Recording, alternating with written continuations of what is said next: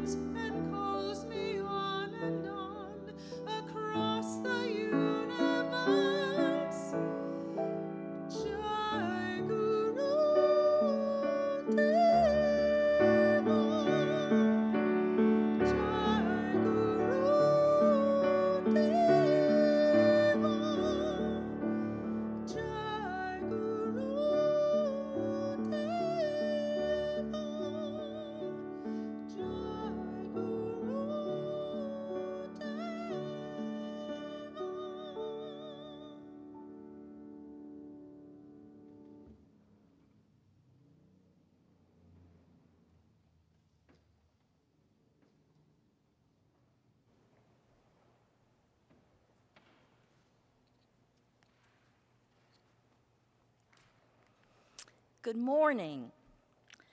The flaming chalice is the symbol of the Unitarian Universalist tradition, the liberal religious tradition to which this congregation belongs.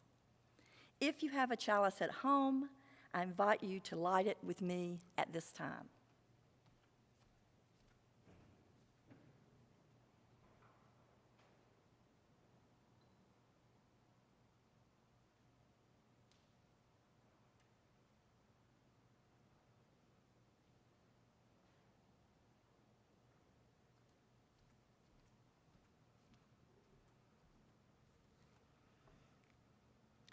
As we kindle this flame, we recommit ourselves to the mission of this congregation, to build a Unitarian Universalist community that transforms lives and empowers people to serve the world. May the light of this flame be welcoming to all who seek a liberal religious home.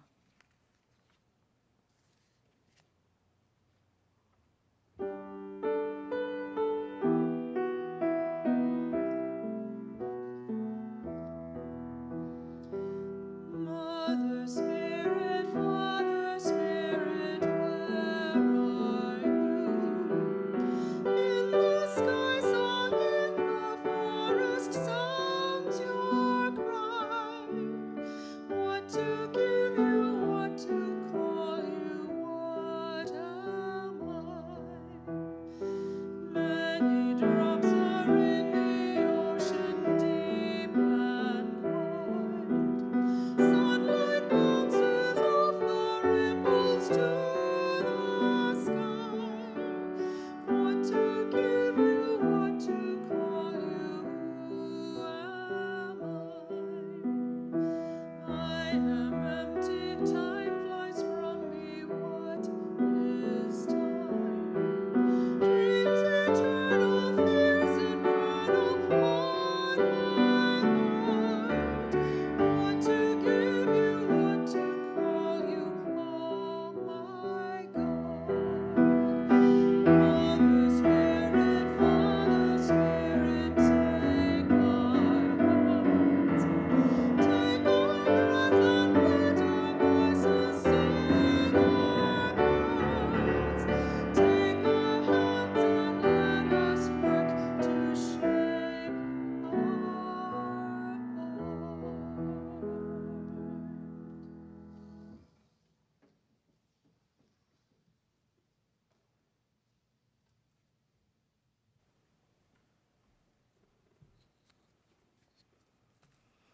Good morning. I'm Sandy Pierce, and I'm a member of this congregation.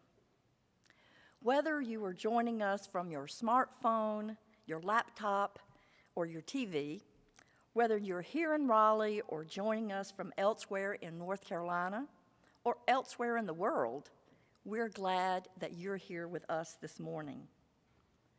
If you're visiting for the first time, I'd like to offer you a special welcome.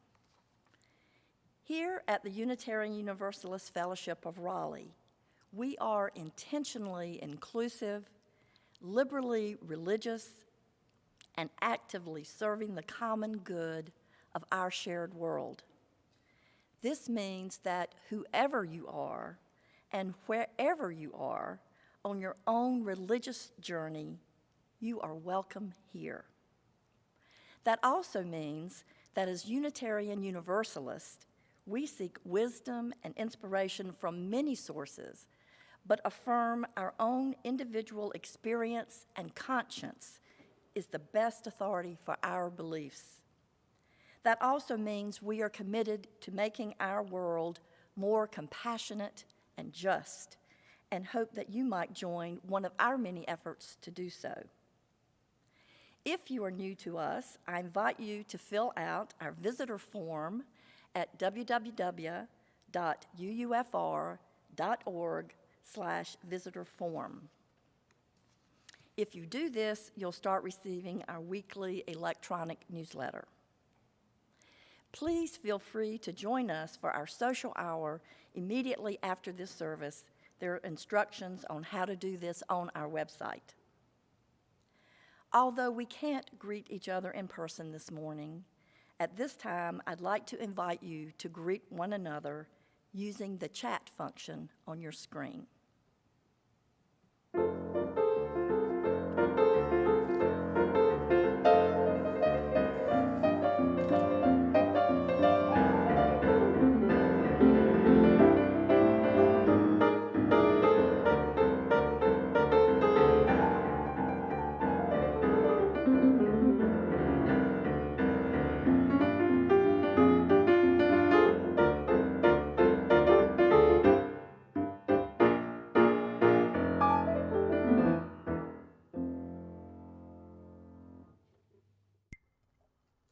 Today's Time for All Ages story is A Spark in the Dark. It is written and illustrated by Richard Tickner and Jenny Smith. This is the story of a star in the sky, of where we all come from and the answer to why. It's about a blue ball, a mountain and tree, a light in our hearts and our reason to be. A long time ago, when the sky was still dark, in a faraway corner flashed a bright little spark. It grew into a star way up in the sky. Since no one was there, no one asked why. The star loved the darkness. It helped it to shine, but it was all by itself for a very long time. And the star grew lonely up there in the night, with nothing to shine on or receive its starlight. So it made a blue ball and it spun it around. It was pretty to look at, but way too far down. So the star made a mountain grow up from the sea, and it said to itself, now it's closer to me. But the mountain just sat there, did nothing at all. So it put a green tree on the little blue ball. Now the star had the water, the mountain, and tree, but still was not happy. How could that be? As the star looked around and pondered its plight, it spied down below its reflections of light. Down on the water they danced and they swam. The star had an idea. The star had a plan. It took a deep breath till it started to strain. Then the starbeams fell down on the mountain like rain. They burst into beings of bright-colored light. They could feel, they could hear, they could see every sight. They ran, they skipped, they tumbled and played on the mountain and tree that the star had just made. And the star was so happy with what it had done, it fell asleep up in the sky, tired out from the fun. When day turned to night, the star opened its eyes to twinkling lights that filled up the skies. What happened, you see, in each child's heart glows a piece of the star of which we're all part. In the sky up above, as each child dreams, like the water, the darkness reflects their light beams. While the children all sleep on the blue ball below, their lights twinkle above in a beautiful glow. The star was delighted. It sparkled with glee, surrounded by lights from within you and me. So remember tonight, as you sleep in your bed, a light from within you shines over your head. And that is the story of a world that began with all little children as part of the plan. No matter the color, the shape, big or small, the star loved them all on that little blue ball. This week, I hope you will all reflect and maybe talk as families about what it means to have a light inside of us. What is that light? I am sending my love to all of you from Northeast Raleigh. Let your light shine.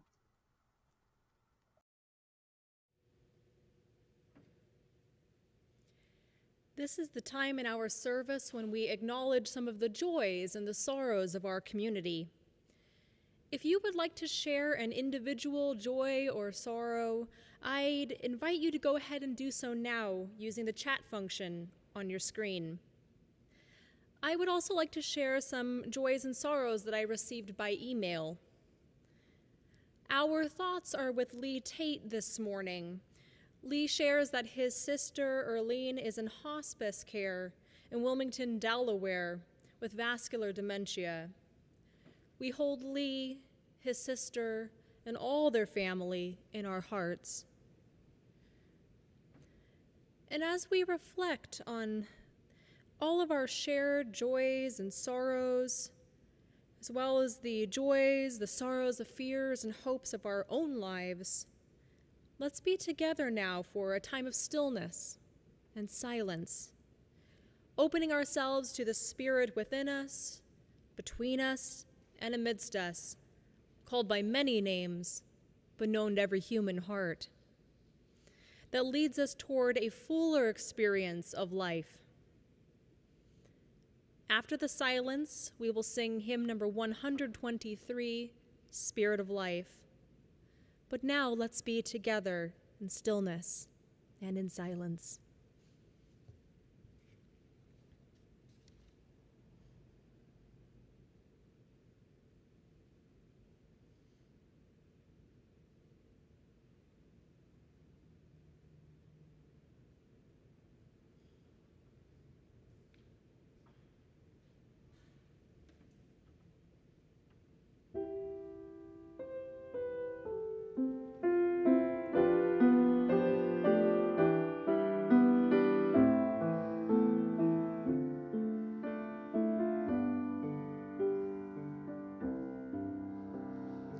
Spirit of life, come unto me.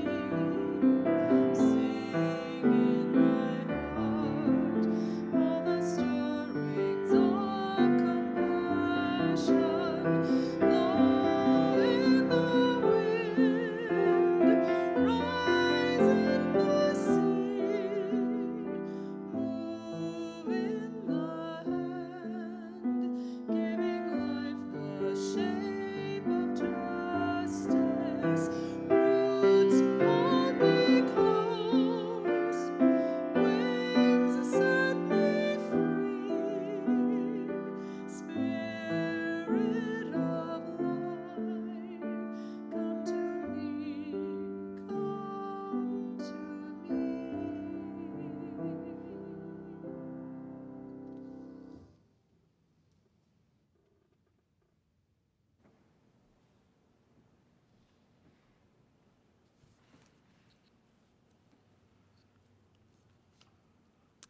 The singer and activist Pete Seeger once said, "Being generous of spirit is a wonderful way to live." Here at UUFR, generosity is like a spiritual practice, and we try to find many ways to practice generosity. Everything we do at UUFR is only possible because of the generous support that so many of you provide. We try to make being generous as convenient as possible. I invite you to see the instructions that will appear on the screen during our offertory.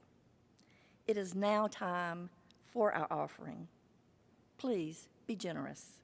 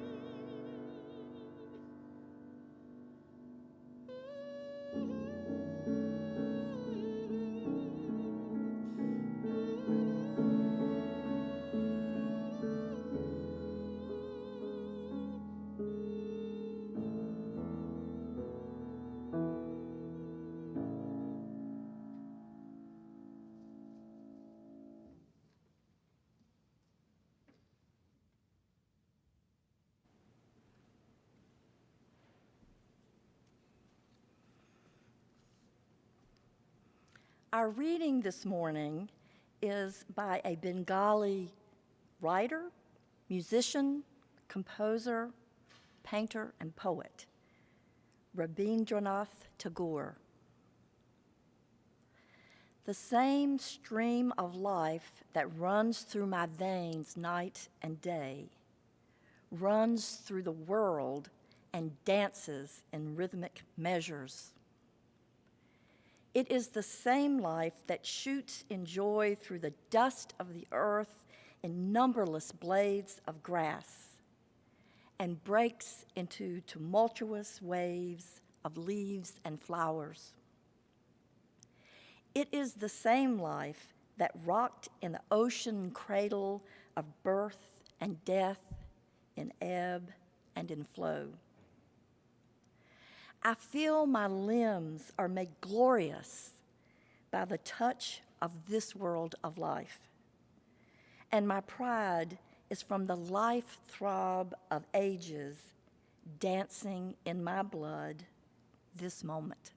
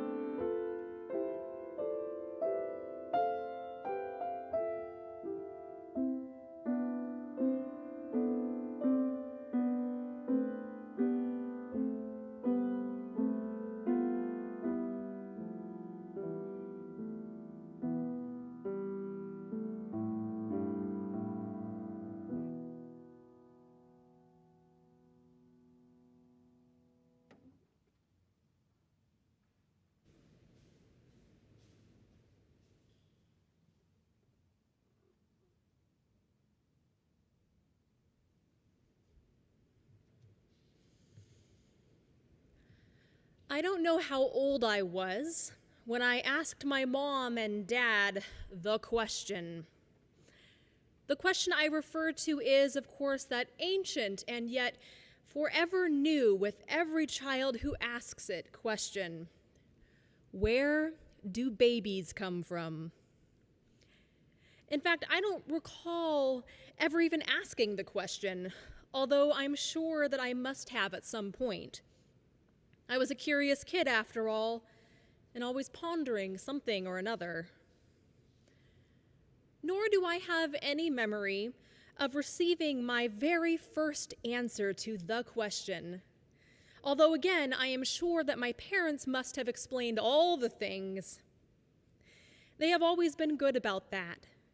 If I was old enough to ask, I was old enough to receive an age-appropriate answer. I do not know whether to be relieved or disappointed about not remembering that particular conversation. There's a good chance that there was some real comedy gold there. If not for me, at least, then probably for my poor parents. While I don't remember asking my parents where babies come from or receiving the no doubt captivating answer, I do remember being intrigued as a young child about the past, about infancy, and about memory. While other kids were fascinated by babies and all their adorable glory, I was more fascinated by the fact that I could not remember being a baby myself. And I really wanted to know why that was the case. I really, really wanted to know. I even wrote a poem titled, "Why Can't I Remember Me as a Baby?" to help me explore this profound question. Curiosity about that mysterious time before memory preoccupied my thoughts. It just seemed strange to me, so strange and wonderfully intriguing, that I could be 7 or 8 or 9 years old and not remember a single thing at all about my very earliest childhood. The idea of infancy, of a time in my life that I could not remember, held a certain fascination for me, a certain sacred mystery and wonder. And I know that it did for many other kids as well. Kids so often ask about that time, what they were like as babies. What had happened then? What had it been like? Had anything important happened that influenced who I was as a far more grown-up 8-year-old? I am much older now, and yet I still find myself curious about such things. Not curious about babies or where they come from. I have received a thorough education, but curious about any new things in the universe and where they come from. Where do we come from? We human beings. We beings. Where does anything come from? Where does existence itself come from? What was it like back then, at the beginning? What might it mean for us? Some of the physicists among us are fascinated by these questions as well, I'm sure, and much better equipped to offer and pursue answers than perhaps I am. But the answers that modern science provides while illuminating are also not entirely satisfying to me personally. That is, of course, in large part because I only have a simple layperson's understanding of physics. Neil deGrasse Tyson once said that when he thinks about the universe, he is so moved that he wants to grab people and say, "Have you heard this?" I feel wonder too, but I'm not quite as interested in where particles and waves and the like come from. I care, but it is not what most grips my attention and occupies my thoughts when I think about our amazing universe and its origins.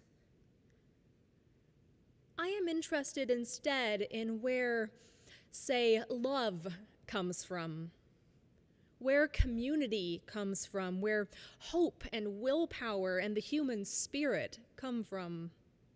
What is their origin? What gave rise to them? Where were they before we came into being? The modern sciences, hard and soft, give us some extremely useful answers, of course. Physics, biology, psychology, sociology, and anthropology all help us have a fuller sense of all the pieces of the puzzle. But these answers tell us where love and the human spirit and all the rest came from most immediately. And I am curious about where they came from ultimately. We know scientifically that the human capacity to love involves a complex interplay of mental, emotional, and social factors. It requires brains that have developed a particular way via evolution to make attachment, bonding, and intimacy possible. The combination of factors is where love comes from most immediately. But where does love come from ultimately? Where does any aspect of human experience, of our lives together on this beautiful planet, come from? I am not simply interested in the hard facts of existence, but even more so in the rich flavors of experience and their origins: sorrow, joy, song, art, inspiration. Where do they come from ultimately? Did God dream them up? Did a coder program them into the matrix? Where did they come from? The lovely song that we heard for our offertory earlier, Migratory V, reminds us that human beings have explored so incredibly much of our world. We have learned and mastered so much. Sky, land, sea, even space. We sail above the weather. We search the ocean floor, the song says. As a species, we have explored the origins and nature of so much of our world, of our universe. And yet still, we yearn for something beyond what we've found and learned and mastered so far. There are, of course, many things that we yearn for. Migratory V expresses a particular yearning for community, for cooperation, union, and oneness. We so often want to unite with something greater than ourselves, beyond ourselves. We yearn for both ultimacy and intimacy, as the Unitarian Universalist minister and theologian James Luther Adams once stated. Intimacy is found in relationships with other people, relationships in which we feel safe to be known and held, relationships in which we feel we belong. Ultimacy, on the other hand, is found in relationships with something beyond us, something bigger than ourselves that gives our lives context and meaning. Our Unitarian Universalist first source describes this as transcending mystery and wonder, affirmed in all cultures, which moves us to a renewal of the spirit and an openness to the forces which create and uphold life. For many, desire for ultimacy leads us to want to know, to deeply know, the ultimate source of our existence. We know that we are not immaculately conceived or self-arising. We come from somewhere. We emerged into existence from something and into something that we did not create. Like a child wanting to know their mother, it is natural for us to want to know that which gave us being. Small children ask where we come from. Evolutionary biologists, physical cosmologists, philosophers, historians, and theologians ask. Every religious tradition asks. Countless individual people and groups of people ask, where do we come from? Where does anything come from? What is our source and how can we know it? Our source, I have always been fascinated by Big Bang Theory. Not the television show, but the theory that our universe started almost 14 billion years ago with a massive explosion that gave rise to everything that is, was, and ever shall be. Dust specks, nebulas, stars, worlds, leaves, grass, rivers, mountains, rain, and a world teeming with life. I find the Big Bang wonderful, magnificent even, but I find the idea of what reality might have been like right before that great explosion the most intriguing, because that is the closest that I think we can maybe get to imagining the nature of ultimate reality without getting distracted by what the universe looked like once it was filled with stuff. I am in awe knowing that you and I once coexisted with everything else in our vast universe as pure potential in some kind of infinite primordial union. We didn't exist yet physically, of course, any more than a child exists before their parents have been born. But the potential for the universe to eventually unfold in a way that one day gave rise to us, to life, and then to humanity, and then to you and me, That potential was there from the start. And it hung out unmoving in a single super dense state for who even knows how long before things exploded into being almost 14 billion years ago. I imagine everything in creation as identical siblings intertwined in the womb, destined to one day be born, to grow, to develop separate identities, to go separate ways, to engage the world differently, to make different marks upon creation.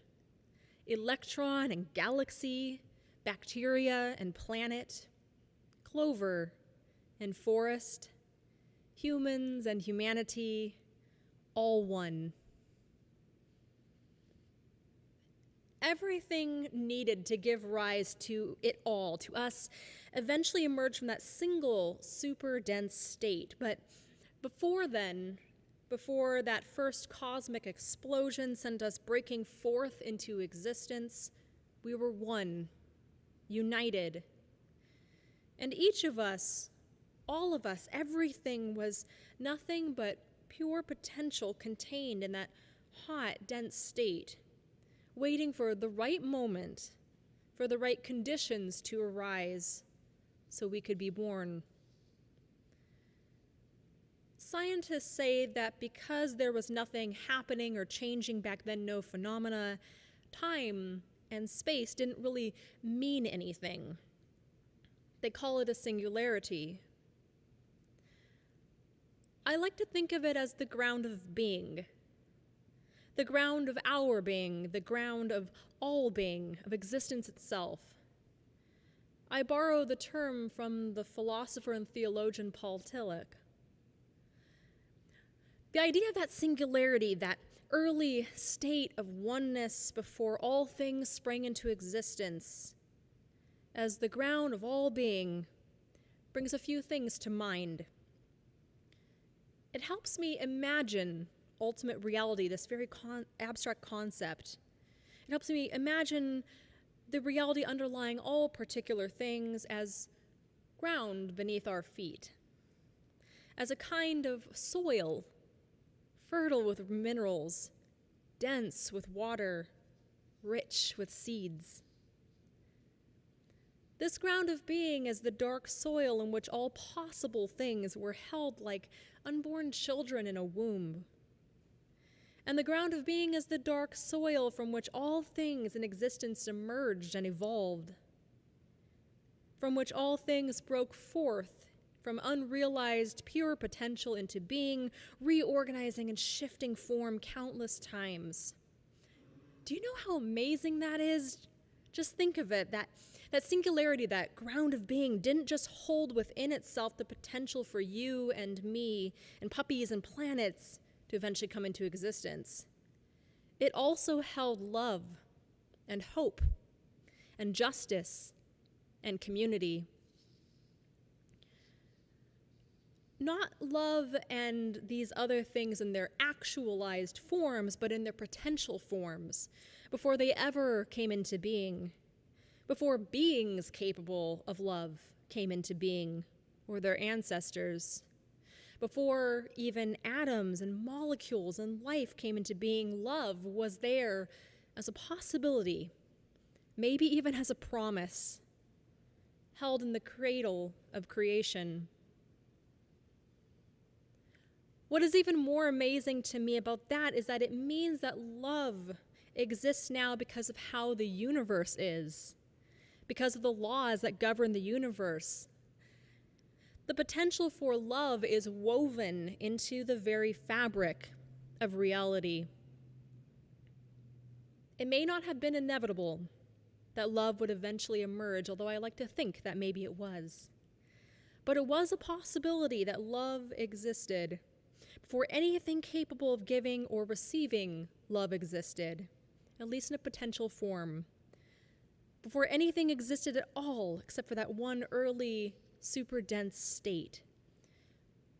And so that makes me wonder if love, as it currently takes form and flesh in our world, existed essentially within the fabric of reality before the dawn of time as we know it, what else existed? What else is waiting right now to break forth into being like the rising sun over a horizon? What greater forms of love, justice, and community are waiting to emerge among us at any moment, as soon as the conditions are right? There are these images of love that I love from our story and music today that speak to this possibility for a greater love, woven into the very dawn of time. In our Time for All Ages, Tris told us the story of a star shining its loving light onto the earth to bring all things into existence, and placing the light of its love in every human heart, so that we would know that we are connected to our Creator and to one another. And across the universe, one of our songs at the beginning of the service, we heard about limitless, undying love, which shines around us like a million suns. Love without boundaries. Love that cannot be exhausted. Love which incites us, invites us, and calls us on. Friends, we cannot go backward in time, to perceive or experience our ultimate beginning. But we can allow love's invitation, echoing from the dawn of time, to call us onward. We can touch infinity by participating in the unfolding creation and helping give rise to ever more perfect forms of love. We can help the ultimate manifest its most beautiful possibilities more fully in the world. This is a creative love, a love that generates a new, more whole and loving common life, making all things fresh and new. It is a love that is larger than us and that invites us to be co-creators with the ultimate source of life. It is a healing love, a love that, if we open ourselves to it, has the potential to repair and to restore.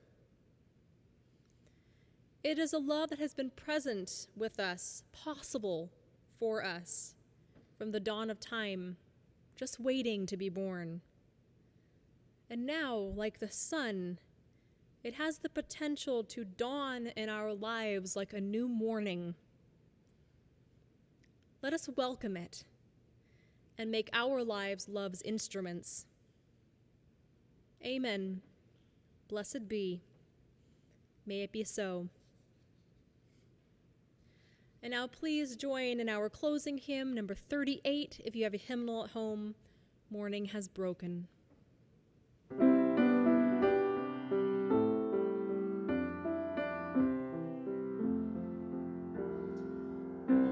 has broken like the first morning. Blackbird has spoken like the first word. Praise for the singing, praise for the morning, praise for them spreading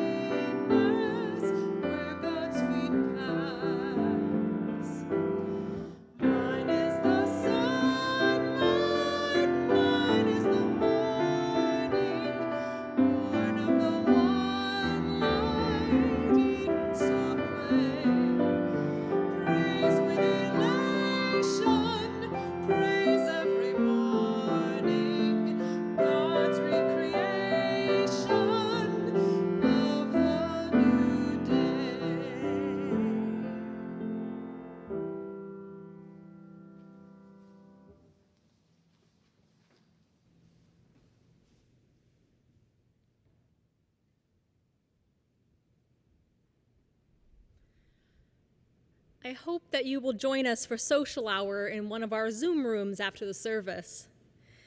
It is now time for us to extinguish this flame and bring today's time of worship to a close. As we return to our lives, may we do so in peace, in joy, and above all, in love. Amen, and blessed be.